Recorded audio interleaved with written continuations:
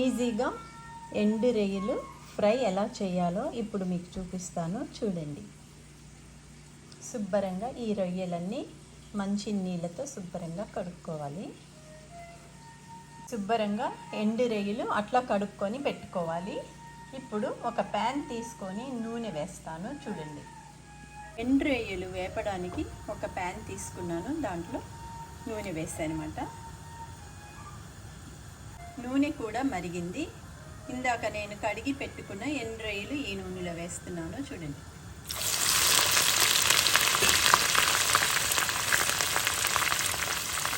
ఒకసారి ఈ ఎండు రొయ్యల్ని అట్లా ఇట్లా కలుపుదాం. చూడండి, ఎండు రొయ్యలు వేగిపోయాయి. ఇవి సపరేట్ చేసుకోవాలి, నూనెలో నుంచి తీసేయాలి అన్నమాట. చూడండి మళ్ళీ ఇదే నూనెలో ఇంకొన్ని ఎండు రొయ్యలు వేస్తున్నాను.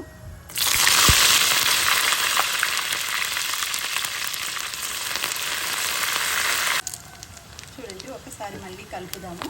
ఇవి కొంచెం దోరగా వేగాక మళ్ళీ ఇవి సపరేట్ చేసుకోవాలి. దాని తర్వాత ఇందులో నేను ఏమి మసాలా వేస్తానో చూపిస్తాను చూడండి. ఈజీగా ఎండు రొయ్యల ఫ్రై. ఇప్పుడే మా చెట్టు నుంచి కొంచెం కరివేపాకు కోసుకొచ్చాను, ఎందుకంటే ఈ ఎండు రొయ్యల్లో ఈ కరివేపాకు వేస్తే చాలా బాగుంటుంది. చూడండి, వేగిపోయిన ఎండు రొయ్యలు సపరేట్ చేసుకోవాలి. సపరేట్ చేసిన రొయ్యలన్నీ ఒక బౌల్లో వేస్తున్నాను. ఈ నూనెలో కరివేపాకు వేస్తున్నాను. అన్నీ వేపి పెట్టుకున్నాను. ఇప్పుడు దాంట్లో నేను పసుపు, ధనియాల పౌడర్, కారము, ఉప్పు ఇందులో వేసి కలపాలన్నమాట. ఇందాక కరివేపాకు వేపి పెట్టాను కదా, అది కూడా వేయాలి. ఇప్పుడు శుభ్రంగా కలుపుకోవాలి. ఈజీగా ఎండు రొయ్యల ఫ్రై ఎట్లా అయిపోయిందో చూడండి.